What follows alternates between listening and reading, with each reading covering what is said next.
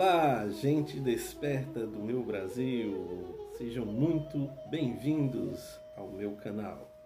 Eu sou Alcibar e hoje nós vamos falar sobre um assunto muito interessante que vai interessar principalmente aos fãs, leitores e admiradores do grande Jiddu Krishnamurti. Afinal, qual é a origem dos seus ensinamentos? De onde vieram?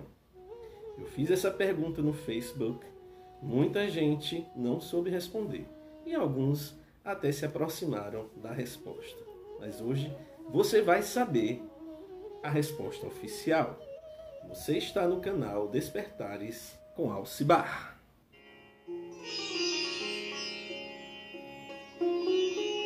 É impossível entender de onde vieram os ensinamentos originais, singularíssimos de Krishnamurti, sem antes penetrar profundamente no seu mistério. Quem era Krishnamurti? Lembrando que para esse estudo, nós vamos utilizar como fonte, como base, apenas duas fontes oficiais. O livro da Mary Lutyens, sua biógrafa oficial, Vida e Morte de Krishnamurti, e o livro da Upul Jayakar, uma biografia. Vamos analisar algumas questões que servirão de base para a nossa análise. O primeiro ponto. Os ensinamentos de Krishnamurti são originais. Ou seja, não vieram de livros, não vieram da teosofia, não é budista, não é hindu, nem muito menos cristão. Então, de onde vieram os ensinamentos? Tirou de onde? Segundo ponto. Krishnamurti foi um Buda, não um budista. E existe aí uma grande diferença. Algumas pessoas teimam em dizer que o ensinamento de Krishnamurti é budismo.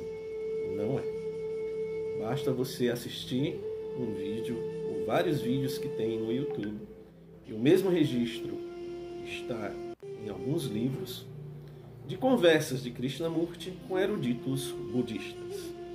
Ali fica muito claro que a mensagem de Krishnamurti não é a mesma do budismo tradicional. Obviamente que por ele ser um Buda, ou seja, um iluminado, haverá sempre algumas coisas que vão confluir, semelhantes ou parecidas. Todavia, há diferenças profundas e essenciais entre a visão de Krishnamurti e a do budismo tradicional. Naquela conversa que ele teve com o Dr. Rahula, um grande erudito budista, fica muito notório que Krishnamurti não segue a linha de nenhum budismo. Todavia, ele parece recuperar a mensagem original de Siddhartha Gautama, o Buda. É tanto que em vários posicionamentos tradicionais, o próprio Dr. Rahula também concordou com Krishnamurti e que também tinha uma visão muito específica, muito própria acerca daquilo que o próprio budismo estava ensinando. Bom, Krishnamurti disse que nunca leu livros sagrados, nem do budismo, nem do hinduísmo. E mesmo quando as pessoas dizem, equivocadamente, que seu ensinamento veio da teosofia, em vários momentos ele negou tal afirmação. Pelo contrário, ele dizia: o que eles me ensinavam, eles, os teosofistas, entrava por um ouvido e saía pelo outro. E realmente é isso mesmo. Se Krishnamurti fosse apenas um teosofista, ele com certeza teria embarcado na ideia teosofista do instrutor do mundo e não teria dissolvido a ordem da estrela do Oriente. O próximo ponto é o seguinte. Obviamente E muitas pessoas fizeram essa pergunta a Krishnamurti. Qual a origem dos seus ensinamentos? E o próprio Krishnamurti responde. Em uma conversa em que participaram a Mary Lutyens e a Mary Zimbalist, em que lhe foi feita essa pergunta, ele disse exatamente que era uma espécie de revelação. Inclusive, ele cita a Bíblia. Ele diz, qual a palavra usada na Bíblia é revelação. Então, nessa mesma conversa, entra em cena a questão do vazio. Krishnamurti diz que desde muito cedo ele sentia esse vazio, um vazio na mente.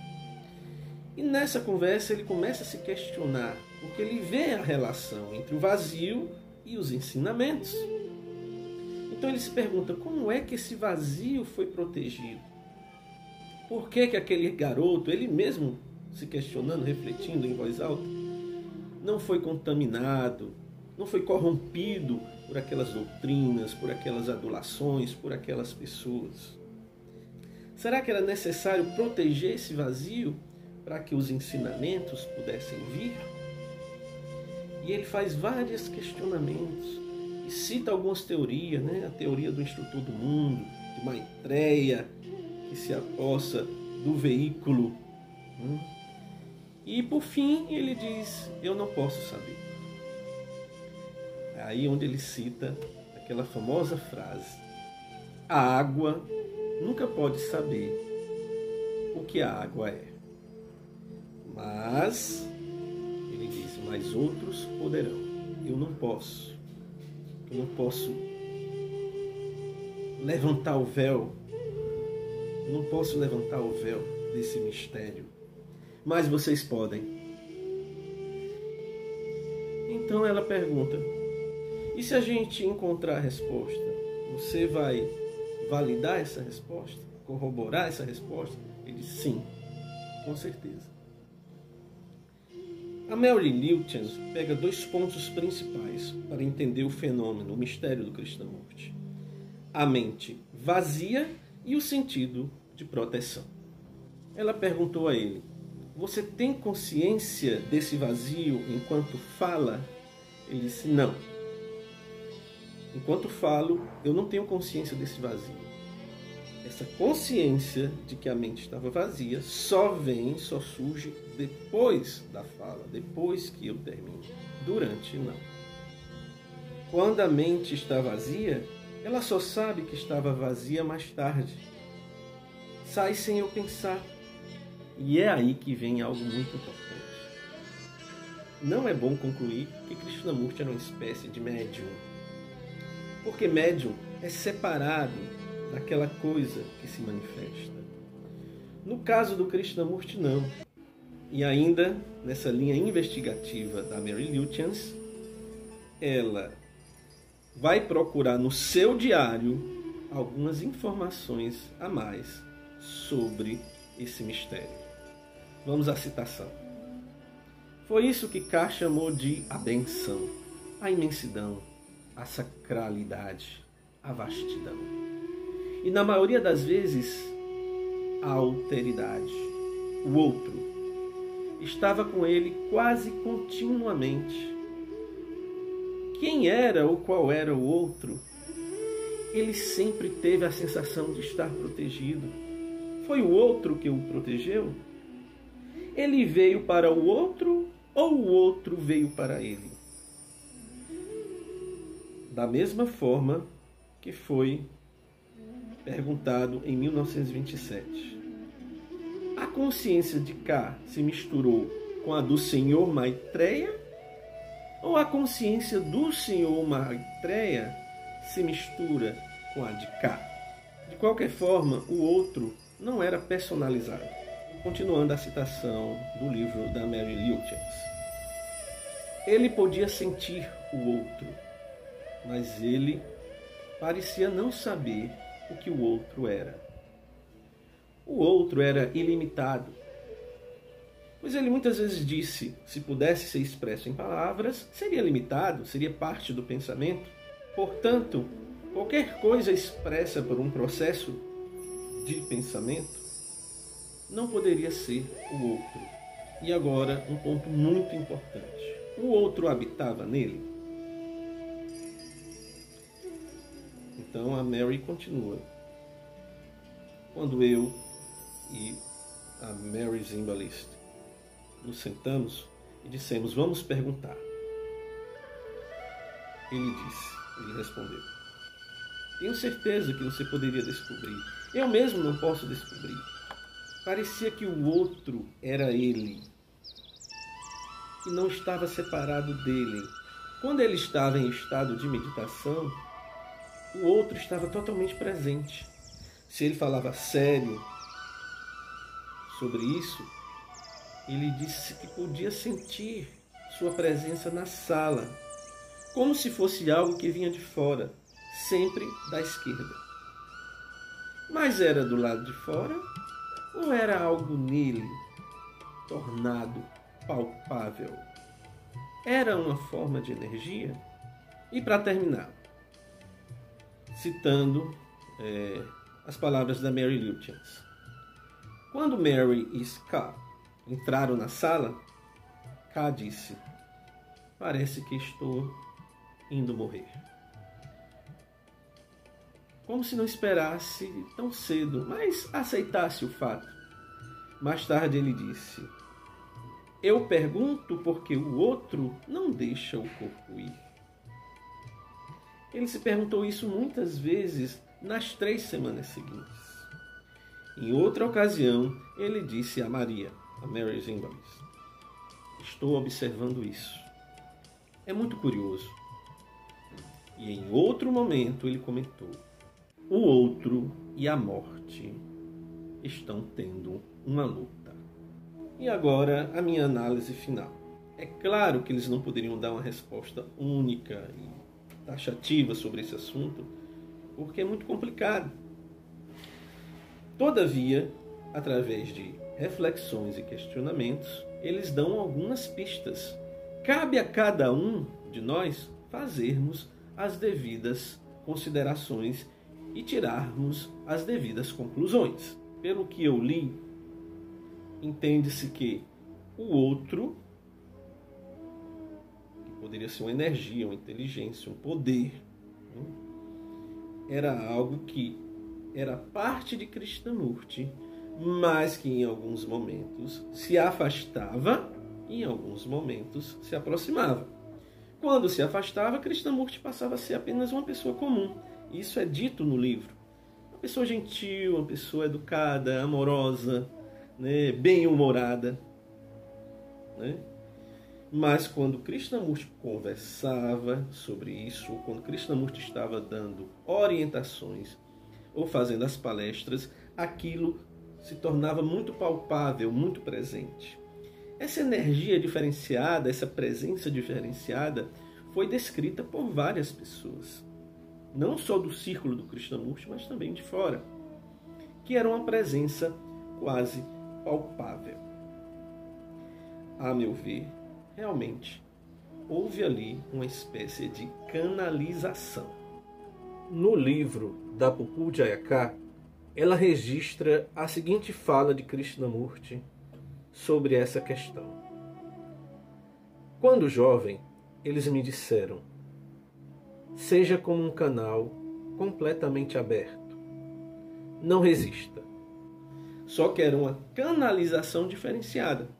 Porque, em geral, as canalizações, o canal é totalmente distinto daquilo que está sendo, daquela energia, daquela consciência que está se manifestando. No caso do Krishnamurti, ele mesmo fazia parte daquela energia, como se não fosse algo distinto dele. E para terminar, para vocês verem que eu não estou falando besteira, vou dizer as últimas palavras dele antes de morrer. Eu estava dizendo a eles esta manhã, por 70 anos, aquela super energia, não, aquela imensa energia, imensa inteligência tem usado este corpo. Ninguém, A menos que o corpo tenha sido preparado com muito cuidado, protegido e assim por diante, ninguém pôde entender o que se passou por este corpo. Ninguém pôde entender o que passou por este corpo. Ninguém, repito, ninguém entre nós e o público sabe o que aconteceu.